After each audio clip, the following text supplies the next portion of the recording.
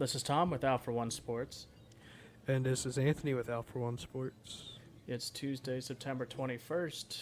We are going to be covering the first 2 weeks of Eagles football. Yeah, it's been a little while since we came on, just enjoying life a little bit. Oh, yeah. Just wanted to give a brief comeback for the first episode a couple weeks ago, but we're back now. And we're going into week 3 of Eagles football, currently 1-1 with the win against the Falcons and win against the 49ers. Let's start with week 1 and kind of go over how that went. What do you think? Well, let's briefly talk about how the Eagles went 4-0 in joint practices during the preseason training camp. 4-0, huh? They didn't win any preseason games, but they went 4-0 during those joint practices. Oh, yeah, they look great.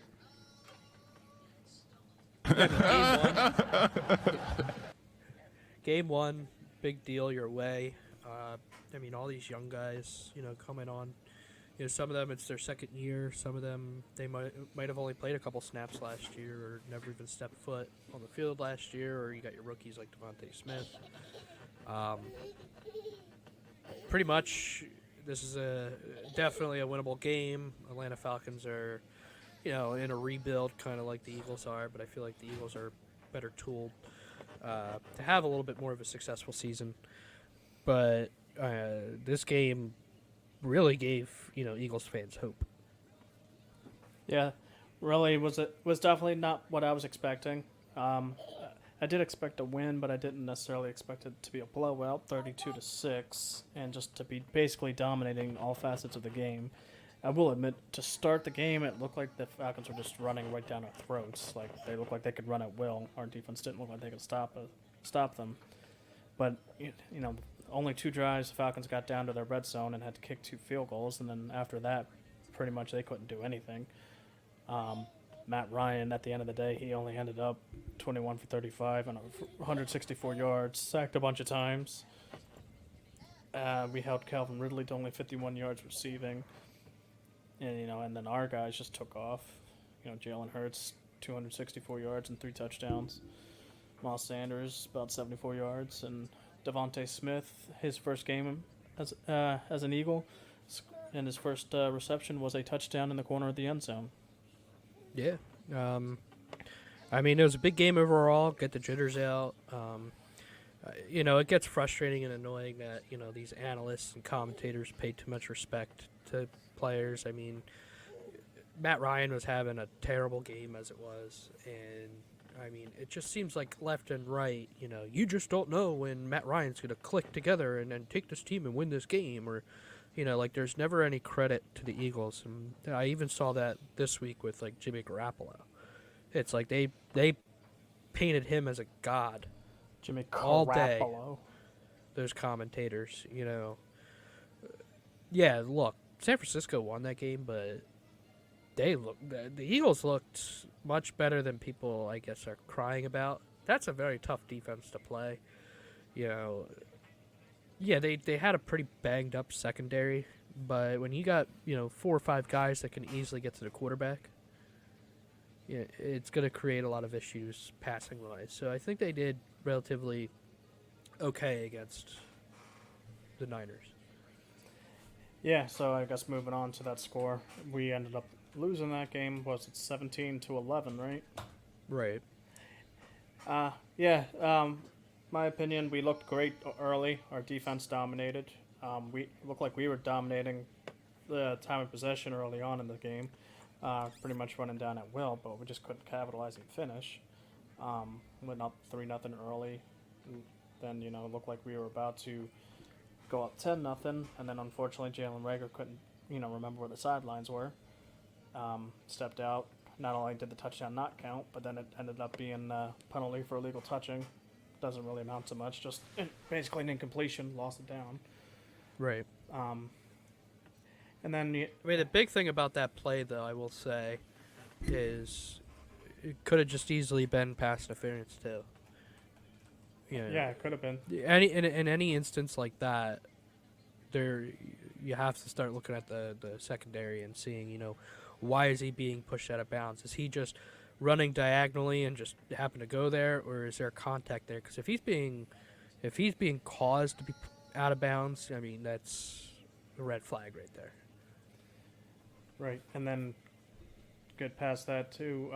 The next drive, you have a 96-yard pass from Jalen Hurts to Quez Watkins, and then you go nowhere after that. 3 plays on the goal line. Philly special. Go for it on 4th down, and then for some reason you go for the Philly special. And then I look at that play, and correct me if I'm wrong, but weren't they like on the, if you're looking at the screen, weren't they on like the right hash to even start that play? It just looked like they had like really no room for that play to set up. The first giveaway of that play is Greg Ward hasn't even stepped foot on the field. Yeah, so you bring him in out of nowhere. This particular play, it's already looking razzle dazzle. They're playing in a zone, look. To me, that was just not a good play call. The problem is, I think Nick Sirianni, realized too late that the quarterback sneak, was probably your best suit. I mean, Jimmy Garoppolo was doing it 3-4 times. That game.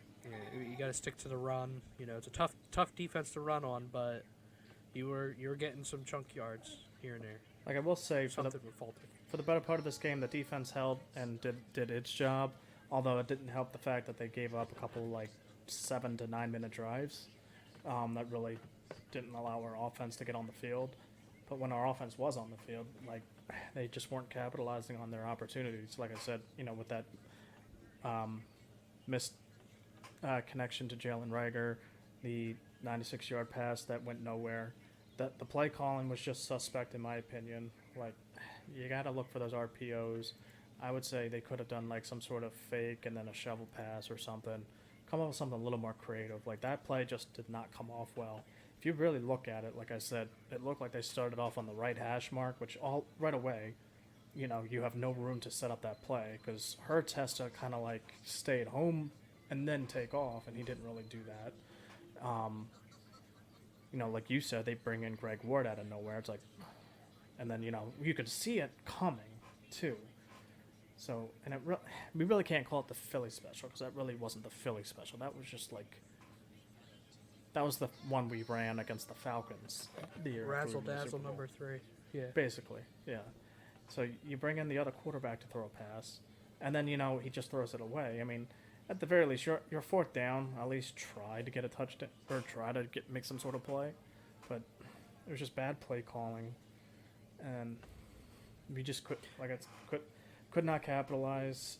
I thought Hurts looked good offensively. I thought he was the reason why we were in that game for as long as we were. He wasn't as good as he was last week. Only 190 yards. Didn't quite connect with the receivers, but then again, they didn't also get open as much. I thought they lacked in targeting the tight ends. I thought, where was Goddard and Zach Ertz that entire game? Yeah. I mean, the big thing, too, is penalties do hurt. You had 2 opportunities to get that defense off the field, and, Bozo, Derek Barnett, it's pretty typical to be doing something like that. And then, follow it up with another big fumble. That play, yes, it's a tough one. The guy got injured, but I will say on that play, that was on the runner. Tell me that wasn't avoidable. That was on the runner. He lowered his helmet lower. Wasn't necessarily to initiate contact, no, but he lowered his helmet. So and that's the thing. They were supposed to be babysitting that more too. They were supposed to be, making that play because there's too many instances where it's the running back's fault or it's the runner. He's lowering their head, and he couldn't avoid that. No way Wallace could avoid that. That was a fumble. That was the game changer. That's kind of horrendous, but it is a scary play. You have to throw the flag. I just think with it being a turnover, it shouldn't have gone that way. Yeah, they shouldn't have cut the ball. Maybe you could give us a 15-yard penalty, but that shouldn't have gone the other way. And then that Garoppolo sneak for a touchdown, that should have been a legal procedure because he was already going for it before the snap even happened. Oh, yeah, I did realize that, too. So that was He was doing that on every occasion. You see him moving up. His body's like posing up. And then that quarterback sneak they had to seal the game, where that clock was on double zeros, that play clock, for about a good 2 seconds. How is that not delay a game? No, I got a good perspective that I feel like the NFL needs to probably have a person in the ear for. Is when they call, the delay of game, that the official has to look back at the clock and see that it hits 0, turns around, and if the play doesn't occur, he throws a flag. So there's a second or two in place of that. See, and that's lame. That was definitely delay a game. Now, granted, I don't want to hang my hat on that play because again, our offense didn't capitalize on its opportunities. They definitely got to do better next week. Next week they got a big game, Monday Night Football against the Dallas Cowboys. It's Dallas week. We want to start off the season strong with a good statement win over them so we could shut up all those Philadelphia Cowgirls fans. Yep. One of the funny things, and I was watching that game for a while, the Cowboys versus the Chargers, and they, I guess because DeMarcus Lawrence got injured, they moved their first-round pick, Micah Parsons, over to D-end. Right. Did you see any of that game? Yeah. That guy was in the backfield every play. But did you know something else? What's that? He was lined up in, offsides every play. And see, and I was talking to our father about this the other day. These refs, and again, I don't like to feel like I'm blaming refs solely for game or deciding games, but these refs have deteriorated over the years. Like their quality of officiating has just been terrible. In that game too, I saw so many bogus calls, like that one where they ended up ruling it a sack on Justin Herbert when he right, but he was actually in the process of throwing. He was in the process of throwing the ball, yeah, and they called him sacked, and then they called. Well, I like to call those cowboy gimmies because they get way too many gimmies. And then they called 2 touchdowns back on the Chargers for 2 bogus plays. Like one was an illegal man downfield, and he was like a yard downfield. Yeah, it's like that's. I mean, there's just too much to recognize, and in some ways, because every offensive lineman will tell you there's holding on every play, but a game will never be finished if you keep calling penalties. So right. You have to differentiate what's good and what's not. Like I think there was a situation in our game that the 49ers got a flag on, and then on our on our end we did the same thing, but there was no penalty. Mind you, ours was a little less of a penalty that it looked than on their end. I feel like it was I don't know, I feel like it was pass interference of some kind, but it was babyish and versus what they did, and I just heard all the 49ers in the stands. Boo! Yeah, and just to get off on a quick tangent, I was at the beer garden at Parks Casino, and I didn't realize so many San Francisco fans live around here because felt like I was one of the only Eagles fans there because I got 2 or 3 San Francisco fans there cheering every time they did something good, and I'm like, we are 3,000 miles away from San Francisco. What are you cheering about?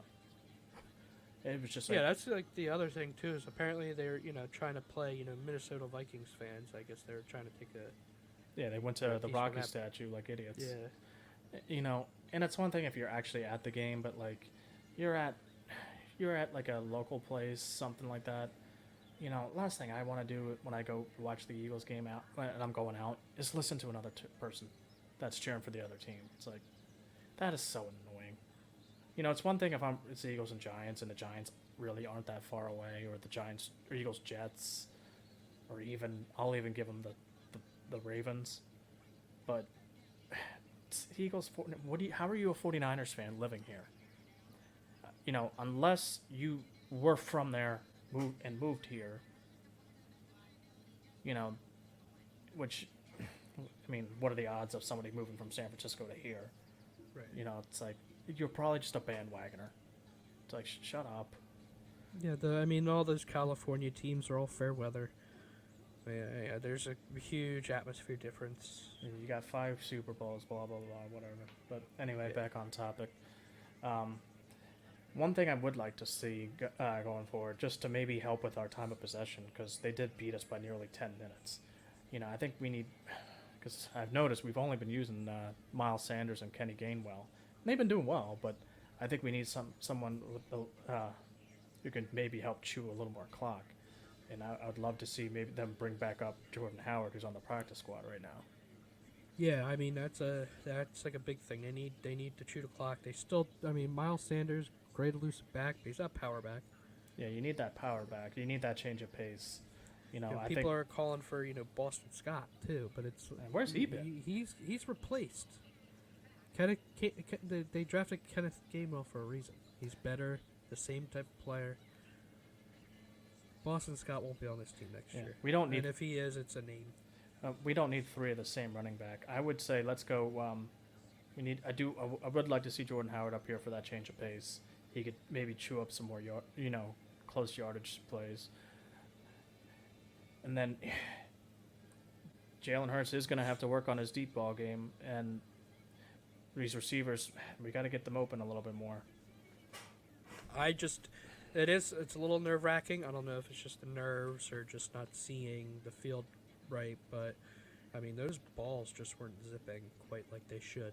Like that one where it was just a complete whiff to Devontae Smith. He ran out the pocket, and it was kind of an offbeat throw, but it just kind of looked like a lob over to him. And it wasn't a nice sharp ball either. It was kind of a lob, and I would personally still say if Devontae Smith was in a better position, that was a catchable ball, but I think he was kind of getting tripped up by the defender. Yeah. But I mean, there's a lot of underthrown balls, and that could very well be, not knowing his distance. He could zip that ball. Look at those arms. He's got to be able to zip those balls. But it's experience. Having to know. Well, I need to push it a little bit farther in that situation. Right, and we also don't need to be shooting for the moon every single time with these deep balls. Like Atlanta, our routes were so much more crisp, and the play selection was a lot better. I think you can do short, intermediate passes, crossing patterns, things of that nature, and then after a while maybe run a couple, and then maybe do a play action and go deep. I just felt like we were trying to throw all these deep bombs, and it's just not Jalen's real strength. Yeah, and I mean I agree. I mean they're the players they have on this team are speed, so they're the type of players that have to get down the field, and it's a track race. They got to get farther than the other.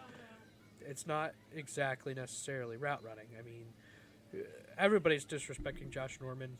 Josh Norman has been a great cornerback for years, and this is his first real year as a replacement. He is old, but at the end he's up there in age, but he's got the skill and he's got the intelligence to be able to bully up a brand new wide receiver in like Devontae Smith. Yeah, but at the end of the day, he hasn't been the same since he left Carolina. Washington even lost a step, and now he's lost 2 or 3 steps. Like, he's at the point right now where he's going to have to be a little handsy to keep up with some of these younger guys. Which you were seeing too. When they lost a couple of their cornerbacks, I think our receivers should have had a better game than what they did. So hopefully they can recover next week. I will say I don't know how much of it is bad receiver play versus bad play calling, because I mean, as you were saying earlier, we still need to take those deep throws. You're not starting Quez Watkins to have him do an in route. His strength is to get down the field, catch a ball. Jalen Reagor's kind of the same way too. He's not a route runner. He's a deep ball, long inner post type, pass catcher. But Devontae Smith's your, perfect route runner. But they did not utilize the middle of the field at all. Every play was outside. There's so many opportunities to be able to bully that team up a little bit with some seam passes to, your tight ends and, have your wide receivers do that. Like, they didn't utilize the middle of the field. Yeah, and I think that's really where they suffered is not utilizing the middle of the field. Probably could have ran the ball a little bit more, and like I said, it would help if we had more of a power back in there to help eat up some more clock and keep drives moving. So I would hope. I highly doubt they do that going forward. It might take a couple weeks, but it might be something for them to listen to. Yeah, definitely. I don't know. We're probably gonna have a struggle next week. I mean, you got Zach Ertz out. He relatively does good against the Cowboys, but Yeah, he's I out mean, on this the is- old COVID list. Instead of the vaccine, you got Jesus keeping you away from COVID. well, he was like a vaccinated, so there's big hope that he can actually play again for this coming game. But one of the things with this game is one, you run the ball. This team can't hold. This team is just not a run-stopping defense. So you need to run the ball. Personally, I don't And- think their I don't think their entire defense is all that great. It's a little more improved than last year with the addition of Micah Parsons, but they're not that much Well, better than they were last year. I disagree. Actually, I would say they're not as good as last year. They got a couple fill-ins like Keanu Neal and Malik Hooker, like subpar safeties. Yeah. They have their cute little Stephon Diggs' little brother, whatever Diggs. Trayvon Diggs, thanks. Playing corner. He's a ball hawk. I mean, he's somehow the ball keeps getting in his hands for an interception, but he's chasing every wide receiver, every play. He's not a good cover guy. He gets lucky. The only issue with this team that has ever been, frightening on defense is that linebacker core. They got, three better, our best linebacker on our team would be their fifth best. They have a good tandem of linebackers. But you can still toy around with those guys. What I am a little more optimistic about, though, playing these guys is usually we've had a very subpar secondary going against their good receivers and Amari Cooper, Michael Gallup, and now CeeDee Lamb. But now that we got Darius Slay and we got Steven Nelson and Maddox has moved into the slot, I'm a little more confident that we'll be able to make some stops. Right. My only fear is the overusage of zone defense. I feel like, Amari Cooper's not a fast guy. He's just a really good route runner, so that is a good matchup for Slay. Steven Nelson, man. I felt like he was going to come to the Eagles and be a bust because that always just happens. You get a really good cornerback. It's not, of Slay's stature, but, it's still a really good cornerback, and he's really good. Yeah, he's definitely played well for us. And it's bad when you don't even pay attention to the cornerbacks because you just know they're doing their job. I would just say biggest concern is because I know our linebacking core isn't quite as good as last year, and I felt like so far our run defense hasn't been that great. We're going to have to really key in on Zeke. I think that's going to be their biggest probably where they're going to want to use much. I'm sorry, I'm having trouble talking today. Sorry, been dealing with a lot, but that's probably going to be their go-to guy for this game is Zeke to try to attack that run defense of ours. So we're going to have to keen in on him. Yeah, the last couple of years, Zeke has been a big deal for that team when playing against us. The one thing that I'm seeing the trend with the Eagles defense is they are trying to keep it mysterious, and they're not a 100% 4-3 based defense. I mean, I'm seeing so many 3-4 looks. You got the 5.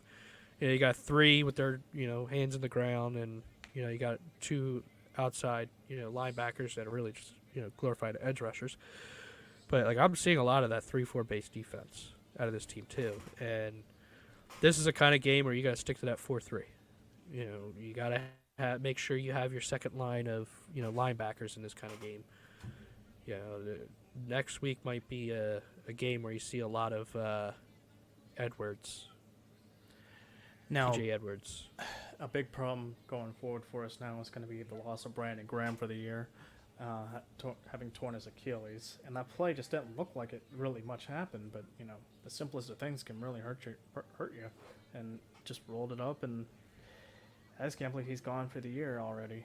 It just seems like we can never escape the woods with, like, these really bad injuries. Because also Brandon Brooks is also out, not for the entire season, but he's on like a 3-week IR with a pec injury.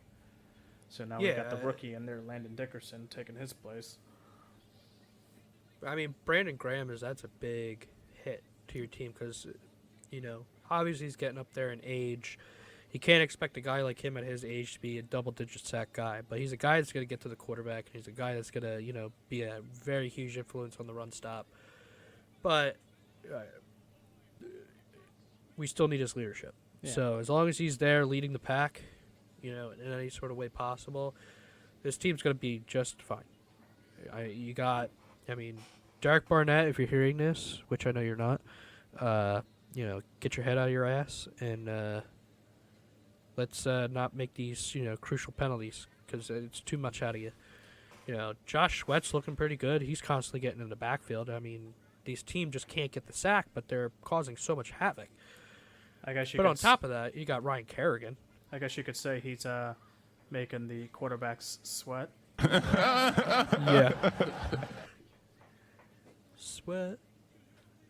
But yeah, I mean, you still got Ryan Kerrigan that you can't mess around with him. Yeah, he's up there in age, but as a rotational guy, that's a lot of breathing room for him. That he's gonna get his hands dirty soon. Yeah, so I don't know if they still plan on bringing anybody else in to help to replace Brandon Graham or not.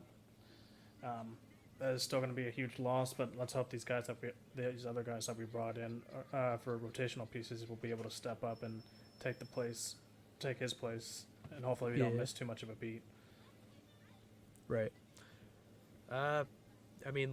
Landon Dickerson, that's a big deal. I didn't see anything at fault with him, the snaps that he played, on Sunday. Yeah, he looked good. If you don't hear his name, that means he's doing good.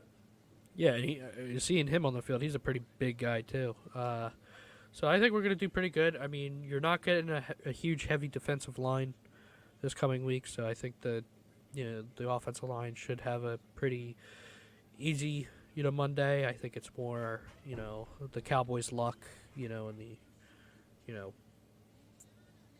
not blaming the refs. I know the Eagles, to take up the spot left by Brandon Brooks, they signed Jack Anderson off the Buffalo Bills practice squad, who's a guard. He was a 7th round pick in the 2021 NFL draft. Don't know much about him. Obviously, by that name, he definitely sounds like an offensive lineman. He sounds like a guard. He only sounds like he could be one of two things, a lineman or a kicker. With that name, but don't know much about him. But hopefully, if he's called upon, he can perform well. Just hope this doesn't start to get to a point where our offensive line was last year, where it was like 20 different combinations. But I'm not gonna lie. I think Brandon Brooks needs to give some money back. I've gone on record on this podcast before saying that we should probably start to look for his replacement. He's always been a great player when he is in there, but he's too much of a liability injury-wise. He's had like 2 or 3 season-ending injuries. He's got that anxiety problem where, any given day, something goes wrong, he won't be able to play. Yeah. He might need to start thinking about hanging him up, just for his own sake. But I will say on that offensive line, though, I'm not surprised because, he was playing so well last year, but that Jordan Mailata, man, he's definitely going to be that anchor to that left side going forward on Jalen's blind side. Yeah, and PFF grading is like a joke because some of it doesn't make any sense, but he was the highest graded offensive lineman of last week, and he had I guess you'd technically call it he gave up a sack to Nick Bosa, but it was, the whole right side of the line just collapsed, which pushed Jalen Hurts into Nick Bosa for essentially a free sack. He didn't. I wouldn't say Mailata gave up the sack because he still had him, but it was more of like a oh, Jalen Hurts is right in my face now. I can just kind of grab him, tweak myself around, and come down for the sack. But he is just 3 years in the league, a rugby guy. I think we got some generational talent coming here in left tackle. And just coming off that fresh new contract. How about that block he placed on, I can't remember the name of the guy from the Falcons, where he just absolutely decked him after Jalen Hurts passed the ball. That was painful. That was beautiful. Yeah, so let's hope the Eagles can rebound, score some more points, and let's just kick the out of the Cowboys this week. I do not want to lose to them. Just like I said, I hate the Philadelphia Cowgirls fans that live in this area that have no business being Cowboys fans. And like I've said this once, I'll say it a million times. I completely understand if you were originally from there, or even if you had parents that were from there that moved here and raised you that way. That's a little more understandable. But if you're just throwing a dart at the map of the United States and that's what you come up with, or oh, we them boys, we have 5 Super Bowls, America's team. That I was barely even alive for. Yeah, I was just kind of starting to get into football when they maybe were in their last playoff. It's like, don't give me that. You have no reasoning behind it to be a fan of them. Half their team wasn't even born yet when they won a Super Bowl. Yeah, most of those guys weren't even alive. It's like, these guys got to give me a break. So I don't want to give them any reasoning to open up their mouths this week. Let's just go in there, let's kick the crap out of them, and then move on to week 4. But then in other news, fortunately we got some injury news on the Flyers already. We got Sam Moran, looks to be out for almost, could be a while with another knee injury. Got to have surgery to remove some stuff. Kevin Hayes is out. I can't remember what injury he had, but I know he's out for about 8 weeks. And then I'm pretty sure I saw something on Wade Allison being out for a while. Oh yeah, he's out indefinitely. Yeah. Like, God, Philadelphia just gets dinged with the injury bug, man. I just hope Kevin Hayes hurries up and gets healthy quick, and our other guys can perform. Because this season had so much promise already with the new guys we were bringing in. It was pretty much a brand new identity. Most of the same guys, but bringing in some other guys. Our defense, I think, on the Flyers is going to be vastly improved going forward with the additions of Ryan Ellis and Rasmus Ristotilian. That should definitely help Carter Hart bounce back. Yeah, even Keith Yandel too. And Keith Yandel, Can't that's forget right. about him. And Yandel. And then bringing in guys like Cam Atkinson, brought in Derek Brassard. So I think the Flyers should have a bounce back year. Every every odd year or every even year we make the playoffs? Yeah, it just seems like every other. Yeah, every other year we make the playoffs. So I think we'll be back. We'll be back this year. Well, maybe this will be the year we get past the second round. Well, we got past the second round. Last time we got past the second round was 2010. Oh, got past. I'm thinking got past the first round. I'm sorry. Yeah, that's it's sad. I mean, last year, not this past year, but the season before, quarantine bubble year. We got to the second round. We should have beat the Islanders. I'm so pissed about that. Is it crazy to think that last year, right around this time, maybe like a week or two prior, I can't remember exactly when, but last year is when the 2020 season ended? Right. Yeah. Or the 2019-2020 season actually ended last year around this time, and then the next season is already done. It'll just be nice for them to get back to playing on time, 82 game schedule, fans in attendance. So it'll be a great thing. It was great to see Eagles fans back. Hopefully we can get to an Eagles game this year. But we are planning to go to the first the Flyers Kraken game. Get to see the new team in action. I'm really excited about that. And we got our buddy Hill, he's going to be playing on the ice afterwards as well. I'm hoping to be an assistant coach on the bench there afterwards. Yeah, let us know. Can I be the water boy? And then we're going to have maybe some halftime entertainment with Sticks playing in intermission. Can I be the one guy in a suit for the team that just stands in the back, but he's not the head coach, but the other one? Probably the penalty kill coach, right? Oh, yeah, I'm going to... But, that just stands there and pretends like he's doing something? That's what I plan on doing. I'm going to wear a suit. I'm going to bring my iPad, just show it randomly, get the guys over, show some plays, and then when like the camera pans over to me, it's Pornhub on my iPad.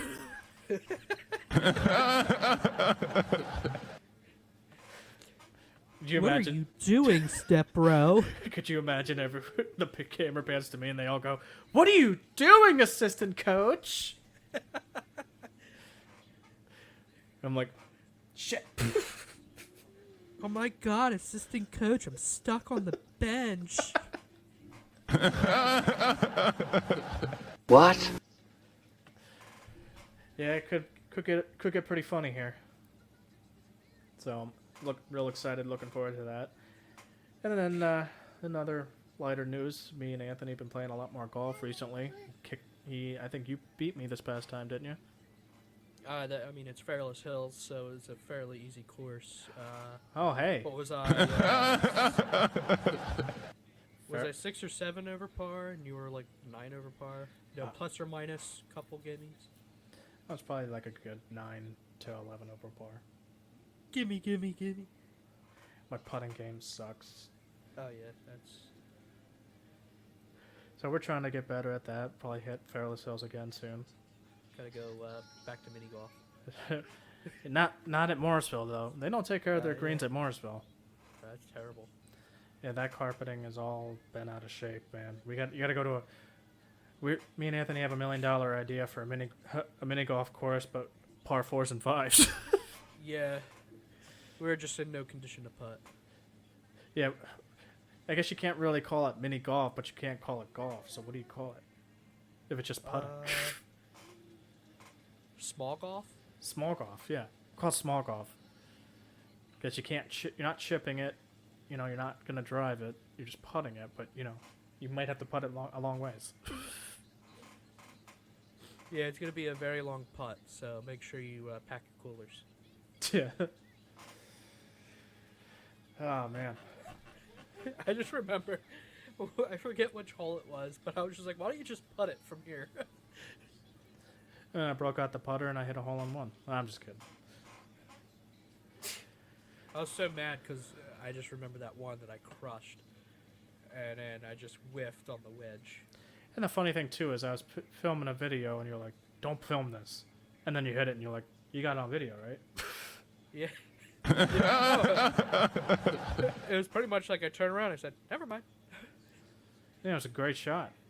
You know, I was saying, you know, playing a nice game of whack beep here. Yeah, don't film this. Sound like our old ex-friend that begins with the letter V. Don't film me. But that was a nice shot, nice 4-iron. Crush that baby just right in front of the putt. But then your putter said, Not today, old friend. Yeah, I pitched it up. And the putter just said, "Yeah." Not today, old friend. Yeah, that was a gimme. Yep, so that was our week. So looking forward to Monday Night Football here. And a little Philly week. little more than a month away from my wedding, November 5th. Can't wait for that. Party. It's going to be partying here. Pretty soon, gonna have a bachelor party with the boys. Can't wait. Don't know where it's at yet. Apparently, it's a surprise.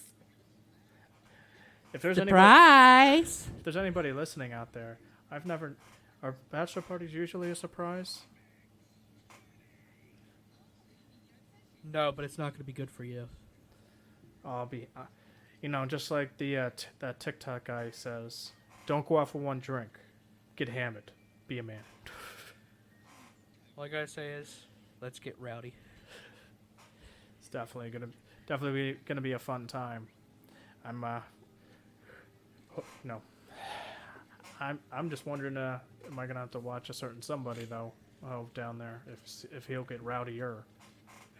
I don't know. Could get nuts here. But anyway, I think it's about time we wrap this up. So I hope everyone has a great week. Go Birds. Hopefully the Flyers. Yeah, we missed you a couple weeks. Get healthy. And I've been Tom with Alpha One Sports. We love yous. Keep listening to us. And I'm Anthony from Alpha One Sports. Shit.